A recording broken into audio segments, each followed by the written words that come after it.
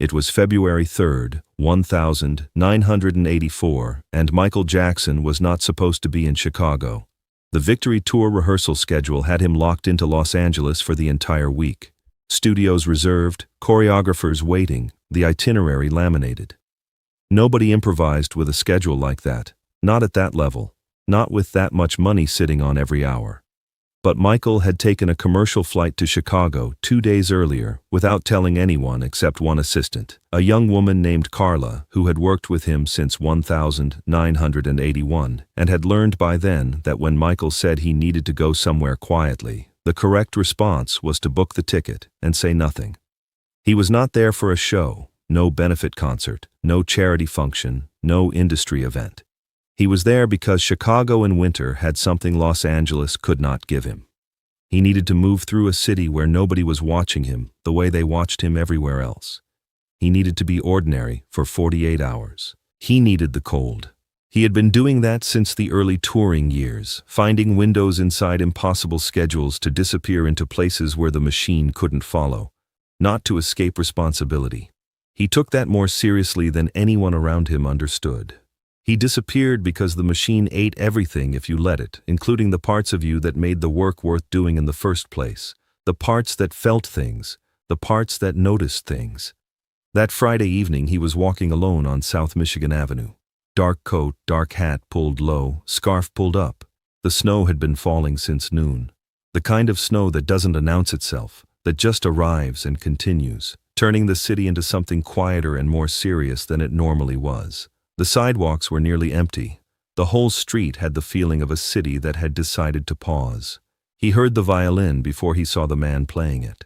The sound was coming from a recessed doorway about 30 yards ahead, a narrow shelter in the side of a building that had once been a hotel. The doorway was maybe 4 feet deep, enough to keep the worst of the wind off, not enough to keep a person warm. The violin sound moved through the falling snow with a quality that stopped Michael before he had consciously decided to stop. He stood still on the sidewalk and listened. The piece was Massenet. He recognized it after a few bars. Meditation from the opera Thais.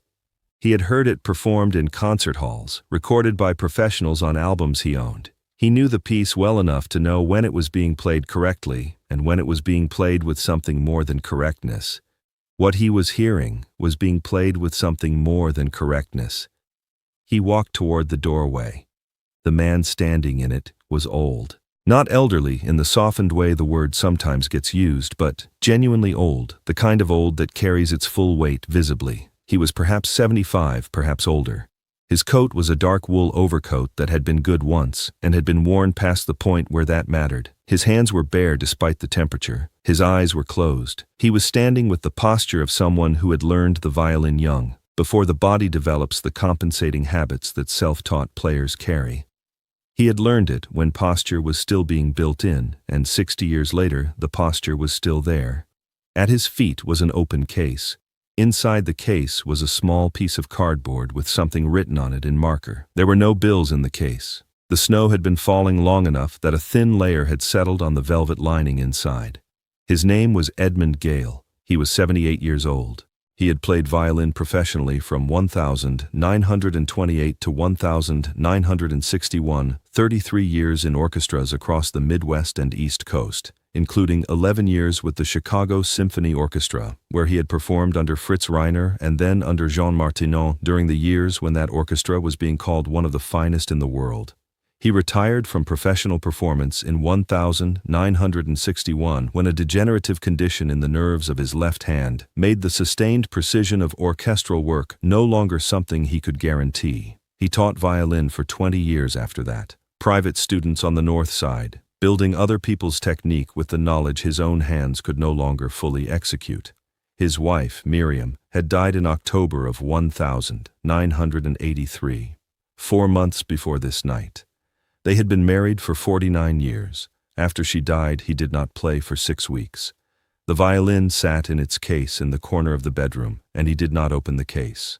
He was not avoiding it deliberately. He simply did not have whatever it required to open it, and he did not try to manufacture that thing artificially because he understood by 78 that some things cannot be manufactured and have to be waited for. In December, he opened the case. He He played alone in the apartment for an hour, scales first, then simple pieces, then harder ones. His left hand was worse than it had been, the nerve damage having progressed the way such things progress, slowly and without negotiation. But the music was still there, the knowledge of it, the physical understanding of how it worked, the relationship between breath and bow and intention that professional musicians spend decades building. That was still there. He had started playing outside in January. The apartment had started to feel like a place where absence had taken up permanent residence, and the street, even cold, even empty, was a place where the music went somewhere beyond the walls of one room. He played in the evenings for an hour or two. He did not play for money, though he did not remove the case. He played because the alternative was to sit in the apartment and feel the specific weight of a life that had lost its primary witness. Michael Jackson stood in that doorway for 40 minutes. He did not announce himself. He stood at the edge of the shelter and listened while Edmund played through meditation twice, then through a Brahms sonata movement, then through something that took Michael a moment to place before he recognized it as the slow movement of a Dvorak piece. Edmund played through all of it with his eyes closed most of the time, opening them occasionally in the middle of a phrase with the brief, focused attention of someone checking that the physical execution is matching the internal intention, then closing them again. At the end of the Dvorak, Edmund lowered the bow and stood quietly. When he opened his eyes and saw someone standing at the entrance to the doorway, he did not react with alarm. He had been playing on this street long enough to understand that when people stopped, it was because the music had stopped them. Michael said he had been listening for a while. He said the Massenet was extraordinary. He said he had heard that piece many times and had never heard it played the way Edmund had just played it. Edmund said that his wife had loved that piece, that she had asked him to play it at their wedding in 1934, which he had done, and that he had played it at her funeral in October, which he had barely managed to do, and that he had been playing it in the evening since then because it was the piece that most directly carried the experience of her being in the world. They stood in the doorway for a long time after that. Edmund was not a man who required his silences filled. He had spent a professional lifetime understanding what silence is for and when to leave it alone. Michael had come from the same discipline, arrived at it differently, but arrived at the same understanding. So the silences between what they said were not uncomfortable. They were the kind of silences that happen between people who share a fundamental orientation toward something larger than the conversation. Michael asked what the cardboard sign said. He had not been able to read it from where he was standing. Edmund picked it up and held it toward him. It said, "Playing for Miriam, 1934 to 1983. They stayed in that doorway until Edmund's hands told him it was time to stop. Edmund packed the violin with the care of someone handling something that had been central to his life for 70 years. He snapped the case closed and stood up slowly. Michael asked if he could walk with him. They walked 6 blocks north to the apartment building on Kenwood Avenue. They did not talk much on the walk. The snow was still falling. Edmund walked carefully on the snow-covered sidewalk, and Michael walked beside him at the same pace without drawing attention to the pace adjustment, which Edmund noticed and did not comment on. At the entrance to the building, they stopped. Edmund said it had been a very long time since anyone had stood and listened the way Michael had listened that night. He said that Miriam had listened that way, that a very few other people over the years had listened that way. He said he did not know Michael's name, but that the quality of attention a person brings to music tells you something accurate about them, and that the quality of attention tonight had been something he was grateful for. Michael told him his name. Edmund absorbed this with the stillness of a man who has reached the age where surprises have mostly lost their capacity to destabilize. He looked at Michael for a moment. Then he said that made a certain kind of sense. He said that listening to someone who understood music was different from being listened to by someone who merely enjoyed it, and that tonight had felt like the former. He said he had one thing he had been wanting to do since October that he had not been able to arrange. He wanted someone to record him playing the Massenet one final time, on a real recording, not a phone, a proper recording, so that there would be something that could be kept. His hands were getting worse. He did not know how many months he had left where the piece would be playable the way it needed to be played. He wanted the recording to exist. He did not have the means to arrange it and did not know who to ask. Michael came back 2 days later with a recording engineer named Bruce Swedian, who had been working with him since Off the Wall and who was among the finest recording engineers in the world. They set up in Edmund's apartment on Kenwood Avenue, 2 microphones, a portable recording setup that Bruce had used for exactly these kinds of sessions, small and precise and capable of capturing what needed to be captured. Edmund played the Massenet 3 times. The third take was the one that everyone in the room understood was the recording. Bruce said afterward that it was one of the most quietly devastating things he had ever captured on tape. Michael had the recording pressed onto a record, 1 copy, and sent it to Edmund with a note. The note said that he had been listening to music his whole life, looking for what Edmund had in that doorway on February 3rd, and that finding it where he found it, in a recessed entrance on South Michigan Avenue in a snowstorm, in the hands of a 78-year-old man playing for his wife 4 months after she died, had reminded him of something he needed to be reminded of. That music is not about the conditions under which it happens.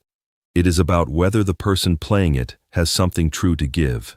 Edmund Gale had something true to give. Edmund Gale died in September of 1984, 7 months after the recording session.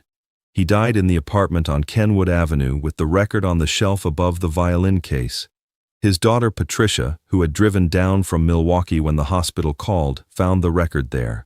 She also found the note. She kept both. Patricia Gale contacted Michael's management office in 1986. She wanted him to know that her father had played that recording more times than she could count in the months before he died, that he had told her about the evening on South Michigan Avenue and described it in the particular way he described things that mattered to him, carefully, without embellishment, getting the details right, that he had said it was among the most important evenings of his life, not because of who had been standing in the doorway, because of how that person had listened. She said her father had spent his entire professional life giving something to audiences who mostly did not know what they were receiving. That on February 3rd, 1984, someone had stood in a Chicago doorway in a blizzard and received exactly what he was giving, had understood it clearly, had stayed long enough for that understanding to be communicated, and had asked for nothing in return except to keep listening. She said that her father had described this as the wish he had not known he was making, to be heard one more time, the way Miriam had heard him, fully and without reservation and with complete understanding of what the music was carrying. Michael Jackson walked into a snowstorm in February 1984 and did nothing except stop and listen. That was everything. Edmund Gale played violin for 70 years. He performed in concert halls for 33 of them, under lights, for audiences, reviewed in newspapers, and then he played in a doorway in a snowstorm for nobody, for his wife who was not there, for the music itself, for the simple reason that the music needed to go somewhere. And one night in February, it went somewhere. It went to the one person standing on that sidewalk with the precise combination of musical knowledge and human attention that allowed it to arrive completely. Patricia kept the record and the note until she died in 2003. Her son has them now. He teaches music at a high school on the north side of Chicago. He has never sold them and has no intention of doing so. He says they are not about Michael Jackson and they are not about his grandfather's career or his grandfather's loss or any of the things that could be written on a label and attached to them for the purposes of making them legible to people who weren't there.